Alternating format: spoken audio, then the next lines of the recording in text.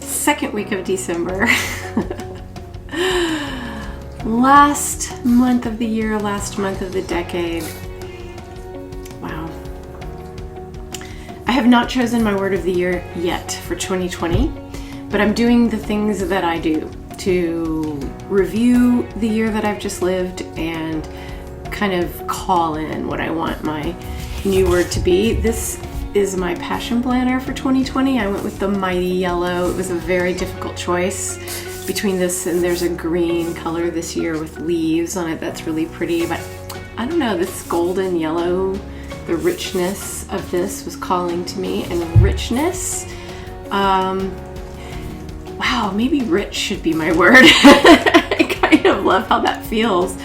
But it relates to what I wanted to talk about today, because in my investigations of looking back over my goals for 2019 and what happened in the studio, what happened in my work, what happened in my life, which goals did I meet, and which ones am I bringing forward and which ones am I letting go, I made a discovery. I made a couple of discoveries that really surprised me. And you know, I love that. I love excavating down and finding things in my energy or in myself that I didn't realize were there. So I want to talk about today, I want to talk about money. It's an interesting thing to talk about art and money, I think, just because culturally how those two ideas go together. There's the myth of the starving artist, that trope that sort of runs through culture and our ideas about art making, that artists must sacrifice for their work, that it's almost as if culturally we don't believe that artists deserve to be compensated for their work, or that has value. You know, we live in this system, this created system of capitalism, and we have just agreed to this system that we're going to exchange money for goods and services, and then and we have to have money. I have to have money to live. You have to have money, and then at the same time we put these ideas on top of ourselves that certain careers, certain life paths, certain passions, if you are, you know, a doctor or a lawyer or a banker, or, you know, that some things we're going to attach a lot of money, we're going to attach a lot of income to those professions, and then other professions, we're not going to attach money to those professions at all. This very weird value system that we have, that we're all in agreement about, because, you know, we're all participating in it. It's these messages that we receive from the time we're born into this society that get embedded in us and are working on us and speaking to us, sometimes I think when we don't even realize it. So I'm looking at my year and I'm thinking about how it's always part of my goal, part of my dreaming into a new year, to have more money flowing in, to have what I think of as financial freedom. And I know that doesn't really mean anything, but it means something to me. Like, I know what financial freedom would feel like. And it's something I'm always wanting, always wishing for. But for years, I have felt like there was something standing in my way, like there was a wall between me and financial flow. And what is that wall? So I started looking at it this year, and I actually watched a YouTube video, and in this video, the woman in this video told a story. I'm not going to tell the story because it's her story to tell, but it was a story about money. And basically at the end of the story, she said, how did you feel when I told you that story? And did you feel repulsed by it or repelled by it?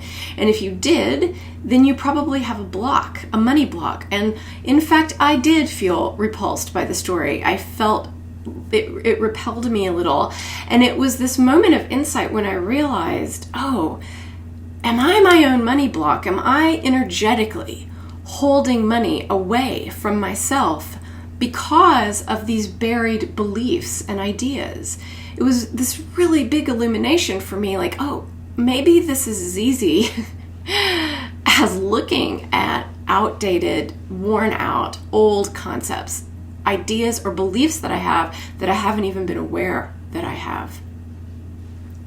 Have I, in fact, attached ideas of morality to money? And that's what I found in myself, that I didn't realize it. Like, if you had asked me, is money the root of all evil? I would have said to you, no, worship of money is the root of all evil. And that's what I believe intellectually. But what was actually going on inside of me was that I was holding beliefs about money itself and morality, that there was something wrong with having a lot of money, that there was something better or more holy or more spiritual about not having money. That's the belief I found in myself, that I didn't really even realize that I had. When Tracy and I were in college, we were both art majors, and one of the requirements for graduating during senior year, you had to go in and talk to a counselor who told you about options for graduate school, internships, career paths. When we went in as art majors, this particular counselor just basically said, well, I don't know what to tell you. I don't know how to help you. Like, the implication was like, well, you've chosen art as your path, and therefore there's no work for you. I didn't believe that. I never believed that. Like, from the time I was a little kid, I always thought there has to be a better way. There has to be a different way.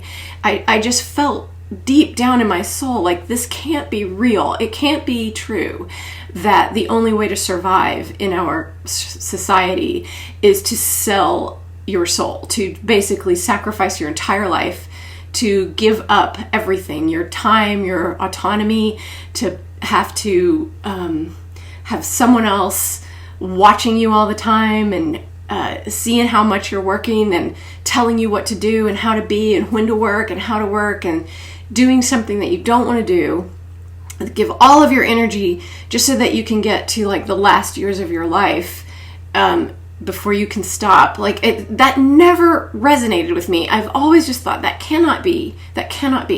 And I realized that for me to even say that, I am in a position of privilege to even be able to say that, because some people are in situations where it's not even feasible, like to see how they could get out of that system. But I guess I've always hated the system, is what I'm saying. And so I've wanted, my whole life, I've wanted to work really hard. It's never been about laziness. It's never been that I didn't want to work. But I wanted to work doing work that was meaningful to me. That was my work. I wanted to do work that was an expression of me, of what do I think my actual gifts are? What is it that I have to share with the world? What can I do that helps people, that helps the world, that helps us all, but that is mine? My voice, the way energy comes through me, my creative expression. And can I do that and also have from that a stream of income, a stream of money that enables me to live? So I see wonderful things happening over the past few years. I've seen our culture changing. I've seen our ideas and changing in really positive ways. And I see people making a living, making a good living as artists, as in all of the different ways that art expresses itself. Basically creating their own business, creating their own livelihood. It's inspirational to me, and I love it, and I'm so glad, and I want to be a part of it. And so as I'm examining the possible blocks and barriers that I've put up to money, and I'm really thinking about this issue about morality, I do think there are moral issues connected to money, like greed, for instance. I mean, we see that playing out right now. We see people making choices that are bordering on, if not completely evil, benefiting from the death and suffering of other people so that they can have more money, clearly there's a moral issue there. But there isn't any moral issue. There is no morality tied to money itself or how much money that you have flowing into your bank account, because money isn't real. It's not it's an invention. It's neutral. There is no energy attached to money. It's nothing. It doesn't really exist. It's just this agreed upon system that we're all participating in. So while I want to live an ethical life and I don't want to benefit from harming other people, I do want financial freedom. I do want an increased flow of money into my life. And I don't think that having more money than I have now makes me any less good. It doesn't tarnish me as a person. And it's just so interesting and weird to me that I've discovered these beliefs inside of myself, that I have been believing all of this time that it's makes you a better person to not have money, which is, that's a huge block. That's a huge, huge block. But I'm releasing that block and letting that block go because I don't really believe in that block.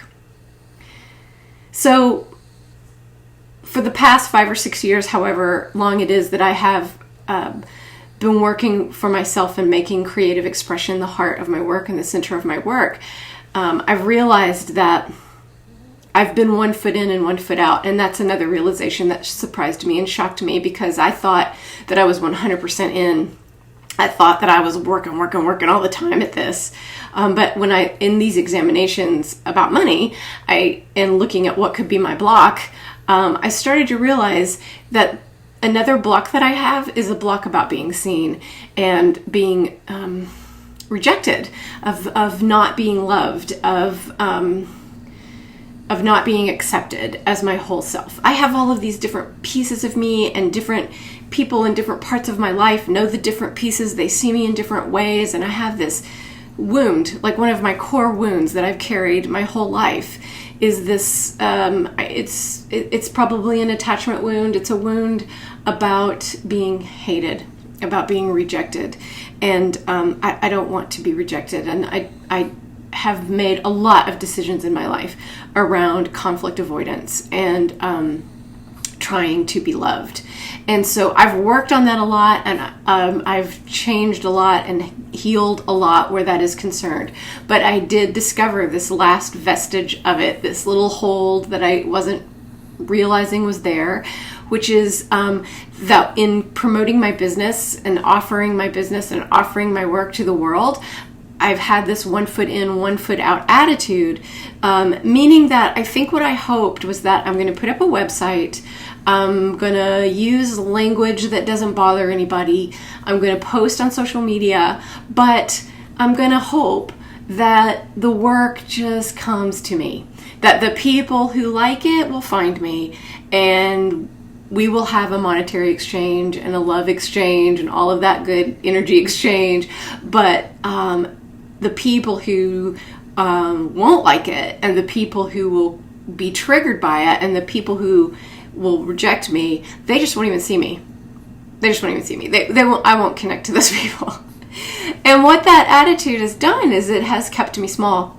It's kept my work small. And I will say this, I am amazed and grateful for how much that system of mine has worked. I mean, word of mouth has been amazing. And I do get people just randomly calling me, texting me, or emailing me, and I do get work that way. But I need more work, and I need more money. See how I avoid even saying it.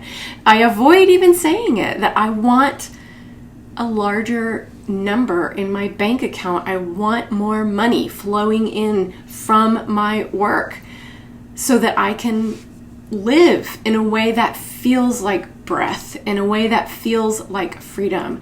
I want to be able to say yes to people when they reach out to me and say, like, I need help with, paying for a funeral expense, or I need help getting my business off the ground. I want to be able to just be able to say, oh yes, here's some money, please take this money and do this. I want to be able to put money in the offering plate at church. I want to be able to give to my nieces, to give to my parents, to give to my own home, to my dogs, to my neighbors. I want to be able to support charity work in the world that I think is important. When there's a cause that I believe in, I want to be able to give money to that cause. I want to be able to do all of these things. And yes, I also want money because I want things for myself. That's absolutely true. I want to live in a particular lifestyle that requires money. And none of that makes me a bad person. And I'm so ready to give up and release and let go of any ideas that money is attached to morality. I did something new this month and hosted Facebook auctions for my paintings. And I did the first one the first week of December, and those were paintings that were going to ship anywhere in the United States, and they were going to ship for free. I put the starting bids pretty low, and I wasn't sure what was going to happen. I thought there was a really good potential for nobody bidding on anything and me feeling embarrassed. But that is not what happened. In fact, what happened was that people bid on paintings and they bought paintings. They sent me money and I'm sending them paintings. And my goodness, that is it. That is it. That is what I want. And so I'm so deeply grateful for that. The second auction is happening right now. It ends tonight, and it is paintings that are too large or too heavy for me to ship for free. And so they have to be purchased by people who are willing to come to my house and pick them up. So it's more of a local auction. The response that I've had to doing this has opened up a whole new avenue for me about ways of selling paintings, about selling paintings on Facebook, about selling paintings that don't have a fixed price, where you're basically choosing what you're paying for it. I love it. I love it. And I'm so excited to be doing that here at the end of the year, because it makes me feel like there's all of this new potential for selling work in 2020 that I didn't even realize that potential was there.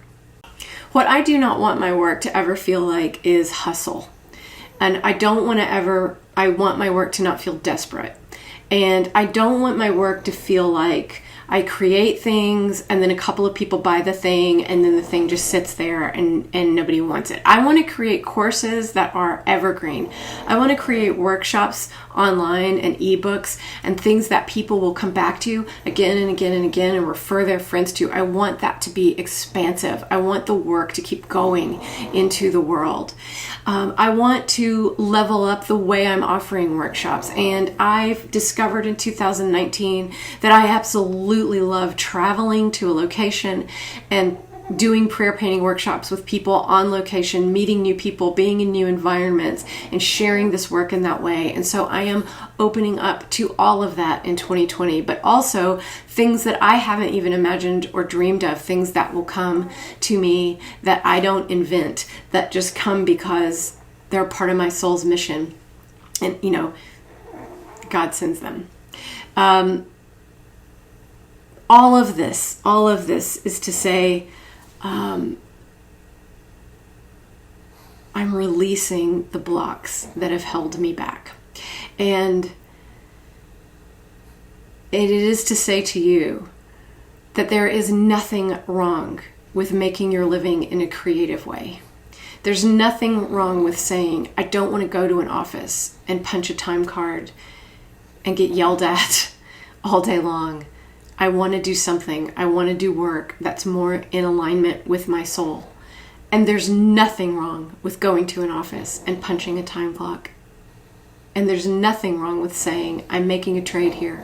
I'm doing a job that I don't feel passionate about so that I can have financial security. There's nothing wrong with any of it. There's nothing wrong with any way that you are approaching your creativity, and there's nothing wrong with any way that you are approaching money and your financial situation, unless you're horrible person who is making money off of death and destruction. But you know what? I have a feeling that if you're watching this video, you're not that person. You're not a part of the 1%. You're not a part of that tiny little group of people who don't care about the well-being of the earth and don't care about the well-being of others and don't care who they're stepping on in order to just drink money. That's not you. That's not me. And so we don't really need to worry about that. We need to focus on our hearts and our love and our work, and knowing that we are good people, that we are worthy people, and that as a part of this system, money is neutral. It's nothing. It doesn't really exist. We are just playing a game with money. Really. And so, dissolving money blocks, for me, it has a lot of little entanglements, a lot of little tentacles, things I'm reaching down and finding and pulling up. I see it in my resistance to the words, like, oh, what if I chose a word like prosperity? What if I chose a word like rich? What if I chose that? What would people think? What would people think of me?